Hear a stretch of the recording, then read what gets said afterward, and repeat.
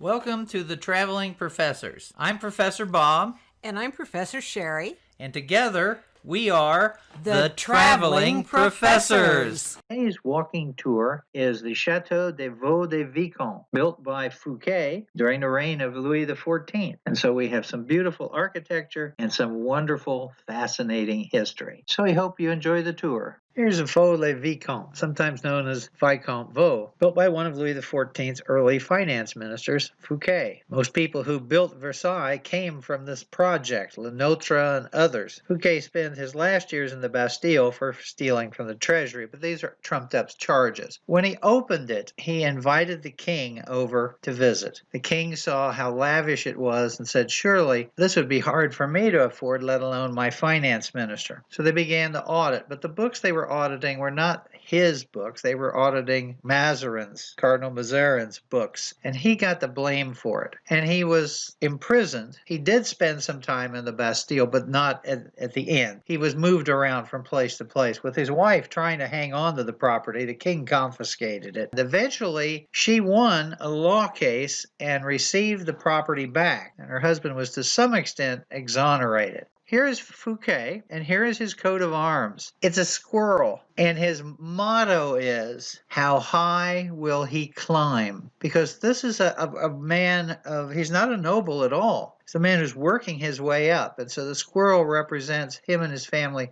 rising to the top. Rose a little too quickly. Again, his wife was able to get the property back. Here's an aerial view of Vaux. It's privately owned. The people who own it live over in this section. Then they have restaurants and stables and all sorts of things here. And there's an organization that you can join, and they have dress balls and all sorts of events. It's a wonderful place to visit. Here's the front of Vaux. Now, it's been owned by quite a few people. Obviously, it's built by Nicolas Fouquet and was maintained by his family as long as they could. They held it from 1656 to 1705. Then it was sold to Marshal Hector Villers, one of Louis XIV's marshals, and he held it from 1705 to 1734. Then the Duke of Preslen takes it over, and he was Secretary of State, Foreign Affairs, and the Navy, and he had it from 1734. His family held it until 1875, but by the end of the 1800s, it was in such bad shape that when they sold it, they thought it would just be torn down. It was purchased by Alfred Sommier, who bought it and then brought it back to life. New furniture in it,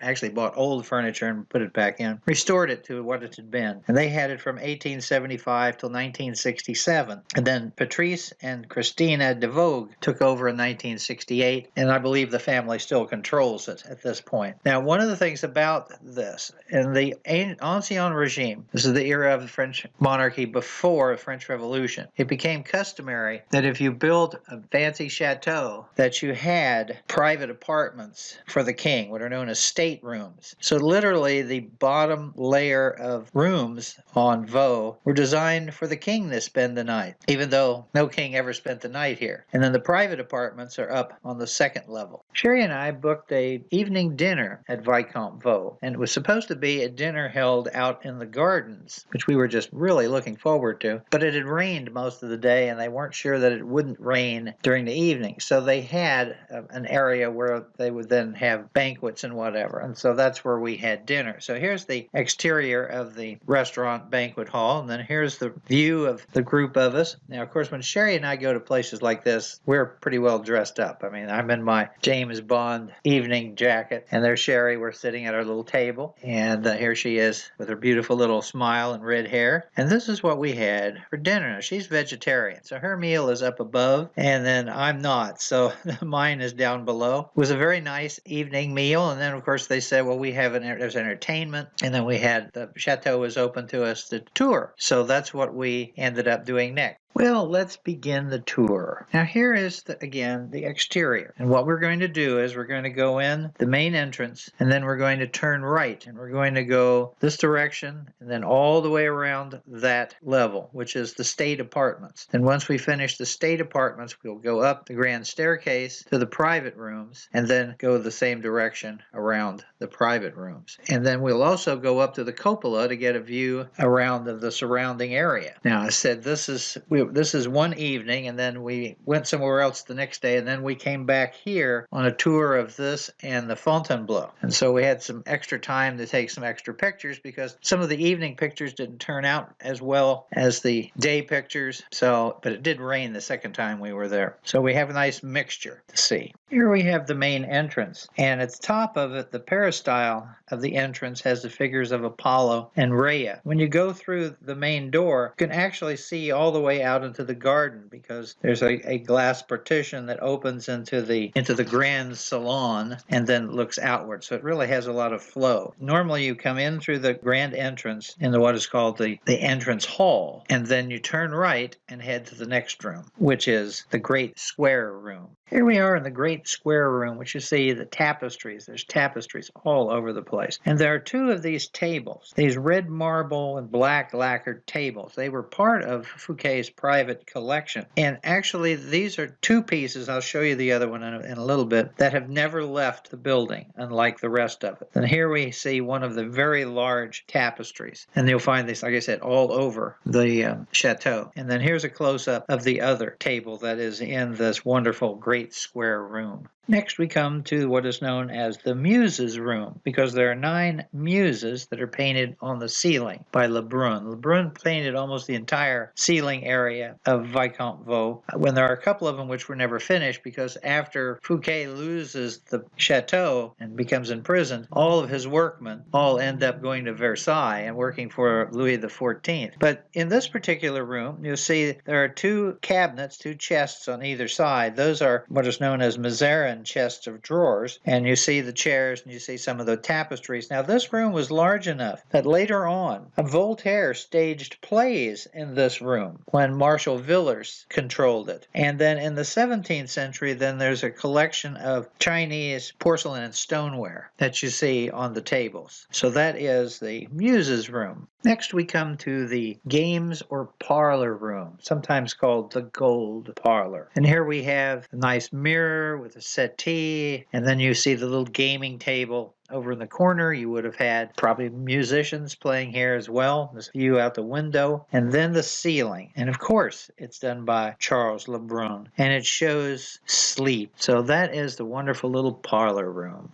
The Hercules antechamber. Every room has a mythological theme. You see this at Versailles and many other chateaus as well. And it's pretty easy to see here. We have these 2 bronzes sitting on these 2 tables. One shows Hercules beating the centaur Nessus, and the other one is Hercules' victory over Aeschylus. And of course, we have the nice tile floors. Here is the fireplace with some of the paintings. There's another view of the bronzes. And then this one tapestry, this one represents the story of Amtius and Sylvia. Now we're going to head to the Grand Salon. The Grand Salon is really the hub of the property. Now it's dedicated to the sun. Now the ceiling has never been finished because Lebrun went somewhere else, and the eagle that's painted there was added in 1840. This room is 18 meters circular and 18 meters high, and it has never been modified. And there in the center of it is this star, and then from here you can look out into the garden, and you can also access, besides the garden, the state apartments, the king's area to the east, the Fouquets to the west by going up another set of staircases. And then this is the entrance door that looks out to the entrance. If you came in the entrance, then you would have this blocking your way. If you were having a party, this would be opened up. So this whole area, the grand entrance and the salon, would all be one big open space for your parties and what have you. And if you're on the second level in the apartments of the Superintendent Fouquet and his wife, you could see what was going on down below from up there. When Sherry and I were there for dinner, the entertainment was an entertainment that they actually performed in the 1700s, where you have these 2 gentlemen dressed in these costumes, and they come out, and in this case, they begin opening their clothing, and out comes these horses, and they're lit up and inflated, and then they dance around the room, and then they go out into the garden area. You can see them, the lighted areas, and they prance around out there, and of course the whole area is then lit up, and here here's the Vaux le Vicomte, the view of it at night from the garden area. So very, very nice. They change this every so often. I don't know whether it's every 2 weeks, but there's a different entertainment, which is typical of what would have been here during the 1700s. Now we come to the royal apartments. I would mention that when you say apartments, that makes up 3 rooms. There's an antechamber, which is frequently where people ate and greeted other people. There is a study, and then there is the bedchamber. You'll see this throughout the period. So here we have this room, which looks like a library, but originally it is the king's antechamber. It has a couple of Louis XVI mahogany bookcases that have been added. They were added by the Duke of Preslen later on. Then you see the ceiling, again with the eagle on it, the fireplace. I would have loved to have been able to have gone down and just looked at what was on those shelves as far as books are concerned. And then this is the tapestry of Monsieur Fouquet's emblem, which is the squirrel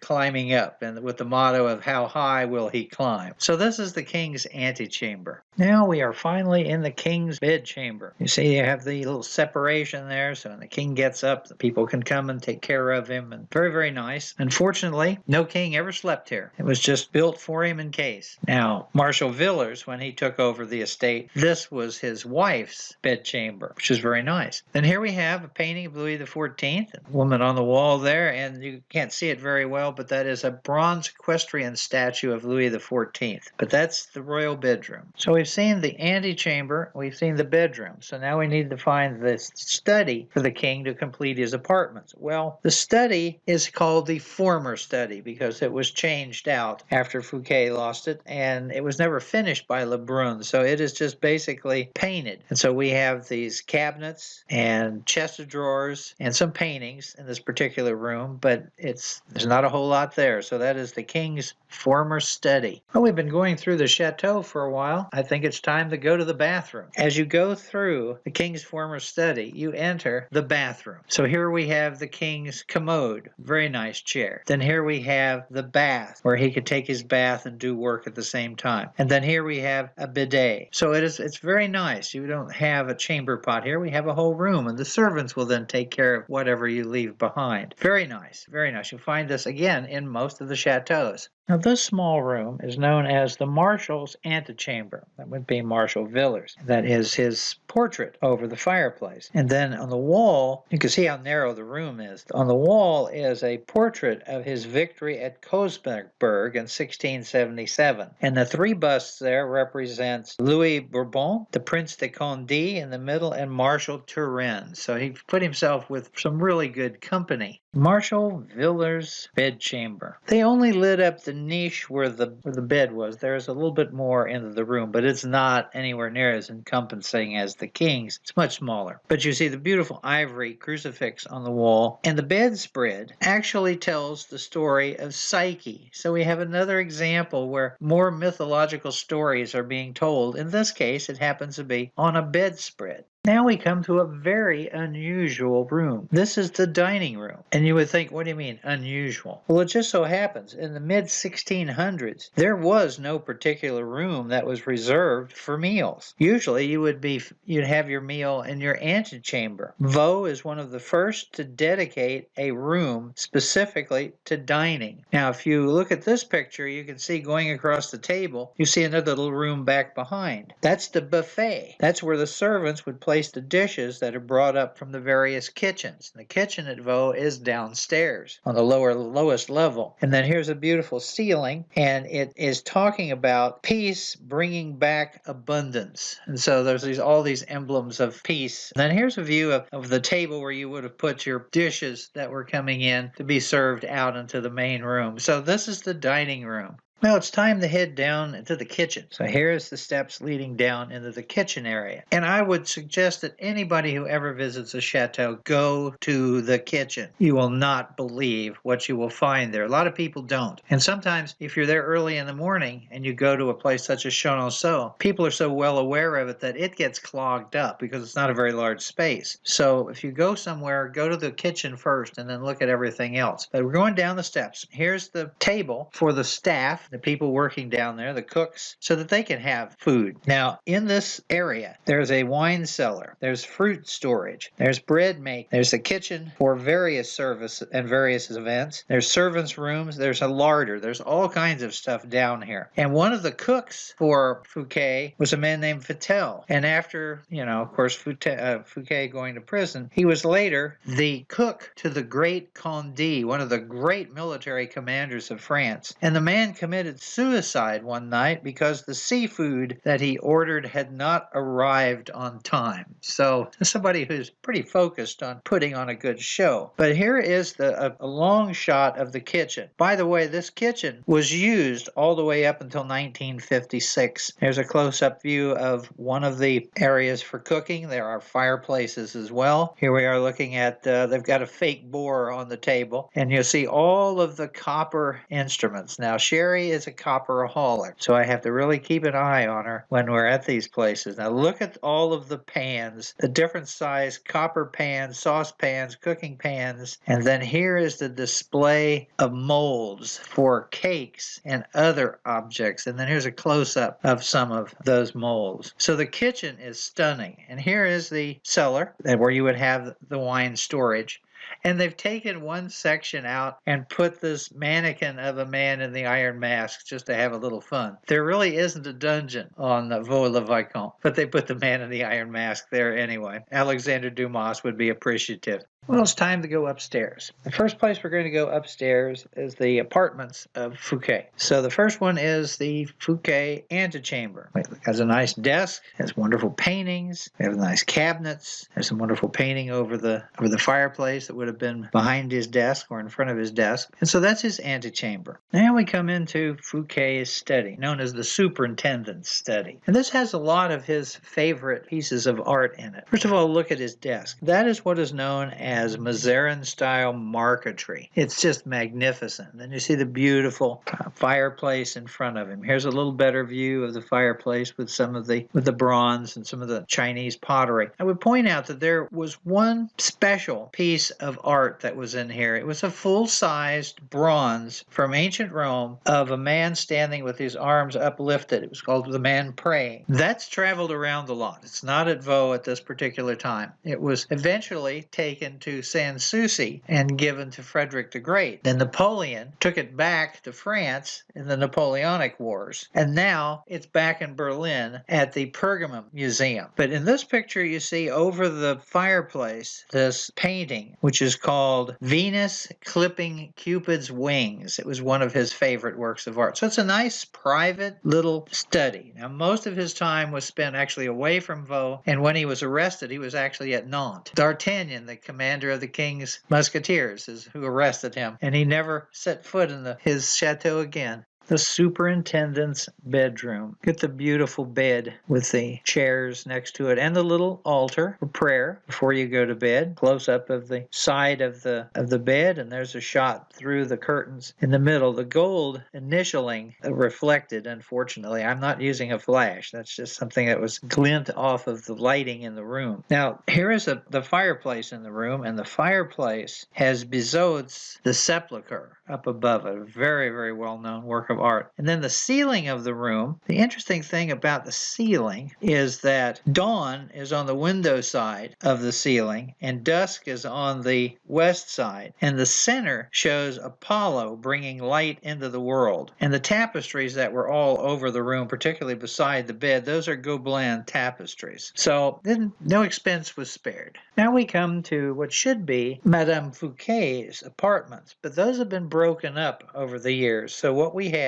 is this particular room is known as Madame Fouquet's closet, and it has this beautiful chaise, but look at the cabinet beside the chaise here. That is tortoise shell. Now the ceiling has an unfinished Lebrun ceiling, and then this is her view out of her window. It looks out onto the garden. It's stunning. Now it's a mile from the palace, I should say the chateau, to the gigantic statue of Hercules way out in the end. Now we come to an interesting little room, and it's just a little room. It's called the La Fontaine Study. Now, it's dedicated to Jean de La Fontaine. Now, he was considered Fouquet's most faithful friend. Fouquet had recognized the poet's quality of work and gave him a pension, and he wrote 3 works for Fouquet. One is called Adonis, the other one is called the Song of Vaux, and the third one is the Filigree aux Nymphs of Vaux, which is actually an appeal to the king to pardon Fouquet. So that was all done before his famous works, The Fables and the Comtes. And in the middle of it is this bust by Houdin. So you have this nice little room, there's a little fireplace there, but this is dedicated to La Fontaine. Now we come to what would have been part of Madame Fouquet's once magnificent bedchamber, but it was broken up into sections. This happens to be known as the Louis XV bedchamber because it has Louis XV furnishings inside of it. This other section of Madame Fouquet's old bedchamber is the Preslen Bedchamber. This is the Duc de Preslen, when you see his portrait on the wall, and a nice little chaise laying there, Secretary of State for Foreign Affairs and the Navy. And then here is the bed, which is a little niche in the wall like you see at Sanssouci and some other places. Another shot of the room from a little further away. And then from this room, you can, as you get ready to leave, you can look out the window and look down onto the Grand Salon. So this would have been something that Madame Fouquet would have been able to have done, but in this case, the Duc de Preslen can get a chance to do it. Well, it's time to get some exercise. We're going up to the cupola on the top of the chateau. Here's the hallway leading down to the stairs that go up to the cupola. This wing is offices and other things, so it's not been restored to what it was in the time of the Ancien regime. So we go down, we start climbing up the stairs. We also went to visit the chapel. There is a set of stairs that go up to the chapel, but the chapel's closed. You can't even take pictures on the inside. You can't even get through the door. So we're going up into the attic. Here is the view of the steps leading up to the cupola. Sherry and I usually do a lot of climbing. So here's the one set of steps, and then there's the view up into the circular staircase that gets you up into the cupola, and then you can go out and wander around. So here is a view of the shot of the garden. And as I said before, it's a mile from here to the statue of Hercules out there, and there's all sorts of things in this garden. Stunning. If you go around to the other side, here's the opposite view. There's the entry gate. This set of buildings over here is where the restaurants and the museum that has all of the carriages in it, as well as all the blacksmithing tools and